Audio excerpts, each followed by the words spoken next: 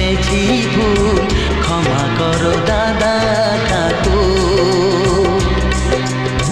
না জেনে করেছি ভুল, ক্ষমা করো দাদা